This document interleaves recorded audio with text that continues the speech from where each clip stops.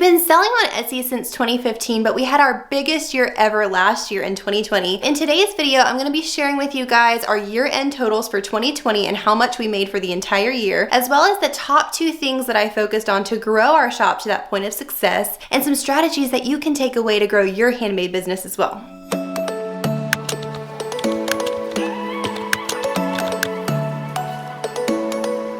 Hey friends, welcome back to the channel. If you're new here, I'm Kate. I'm a wife, mom, Etsy seller, and business coach, and I have this channel to help you level up your handmade business and grow it to the point of success so that you can focus on what's important in life. If you haven't already, I would love if you would subscribe to our channel and also click the little notification bell. I'm super excited to dive in and share our year-end totals for 2020 with you guys, but before we get started, let's go ahead and hop over and do our shop shout out of the week. Congratulations to Budget for Success. Thanks so much for being part of our channel family. Make sure to comment below for a chance for your Etsy shop to be featured in our next video.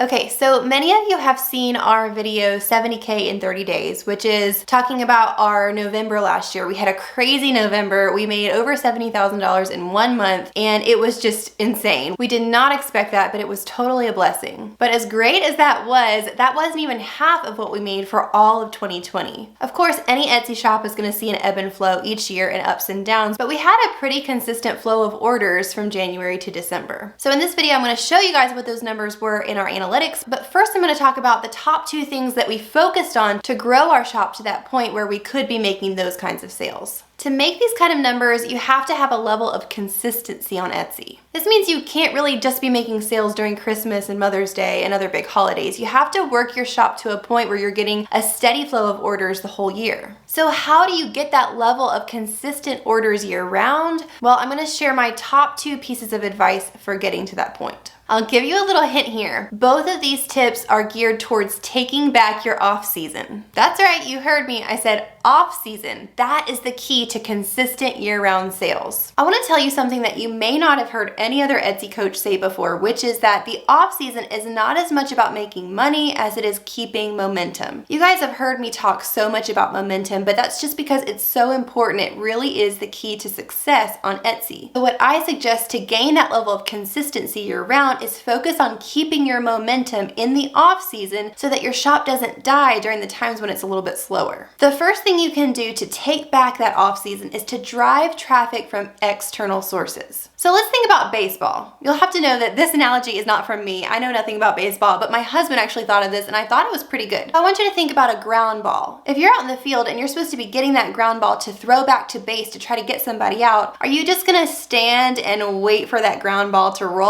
all the way to you and then pick it up and throw it? Or are you gonna run towards that ball? You're gonna meet it, you're gonna be aggressive, you're gonna go as fast as you can towards that ball, scoop it up as fast as you can, and throw it to base. Similarly, this is the attitude we have to have in the off season. Are we just gonna sit back and wait for sales to come, or are we gonna do everything we can to be aggressively trying to drive traffic and drive sales? There are a lot of ways to drive sales from external sources. One I've talked about in depth, which is having social media groups. I prefer Facebook, but you can do Instagram, any of your social media platforms, to have an engaged and thriving community of people where you can offer discounts, where you can do freebies. You can really stir up some traffic from your friends and family and community on those groups that you've created to drive external sales. You can promote on Pinterest, you can try Etsy ads. There are so many different ways that you can take it into your own hands to try and drive more traffic during the off season instead of just sitting back and hoping that the algorithm will promote you. Have you ever played that kids game where you're trying to keep the balloon up in the air and you're trying not to let it hit the ground? Well, this is kind of similar. You're trying to do everything you can to keep bumping that balloon up, to keep it up in the air, to keep momentum until you reach the next big holiday, which then will more naturally cause the sales to come in. Y'all have heard me talk about this before, but I'm gonna mention it again. It's really important to be offering discounts and giving your customers reasons and incentives to go ahead and buy during the off season. Remember, the goal of this during the off season is not necessarily to make a lot of money, it's to keep momentum going for your shop. And the momentum will then bring in the money during the larger holiday seasons. Okay, and tip number 2 is to do everything you can to scale your business and set the stage for growth in your shop. This means preparation. You're doing everything you can to think ahead and think long-term of what needs to be done to take your shop to that next level. This could mean thinking ahead of creating new products, taking your listing photos, and getting new products listed on a consistent basis. This could mean anticipating which of your items will be your best sellers for the next big holiday season and pre-making some of those items to stock up. If you're already at that next level, this could mean hiring someone if you need help. Go ahead and hire that person that you need to help you and train them in the off season so that you're preparing to scale your business and grow it for when it's really busy during the holidays. The whole point of this is to think long term and to be thinking ahead of what some things are that you can be doing to prep ahead of time. So if you're doing these things diligently during the slow times of the year, it'll help you to build that momentum and that consistency of sales coming in through the whole year. Once you have that momentum and you have steady sales coming in,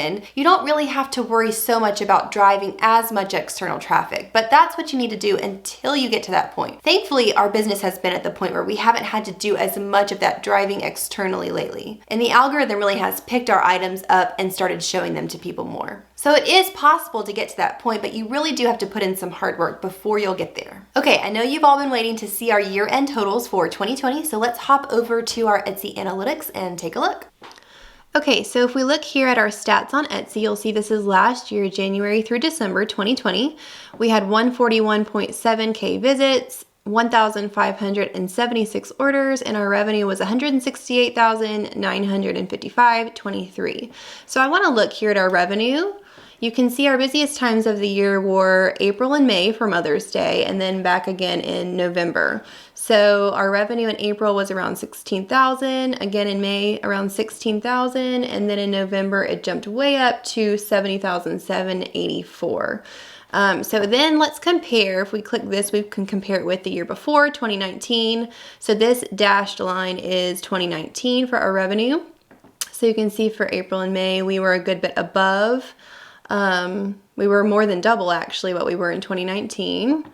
And then over here in November, way above again. So the key to this is just growing each year. We've been on Etsy for 5 years, and so it's always good to just be able to compare with years before and see how you've grown and what areas you might be able to continue to grow. So those were our year-end totals for last year, 2020, and I just want to encourage you, we've been on Etsy for 5 years, so it takes a while. We were not at that place in the beginning, so don't get discouraged, but I just show you that to show you that it is possible with the right strategies and a lot of hard work. Now remember, that amount that I showed you for the revenue is not actually profit, that's gross revenue, which means that's the total amount that we made before any of our supply costs or Etsy fees or taxes or anything like that was taken out. So that's not actually the amount we profited, but that was our gross revenue. And of course, you guys know I can't talk about our numbers without giving glory to the Lord, because He is the one that has brought this in for us, provided for what we needed, and truly blessed us. So I hope this video was encouraging to you. I hope it was helpful. I hope these are some practical things you can put into play to grow your handmade business. And if you're interested in more Etsy strategy and tips, just click or tap the square on the screen right here and it'll lead you to another one of our Etsy videos. Bye friends.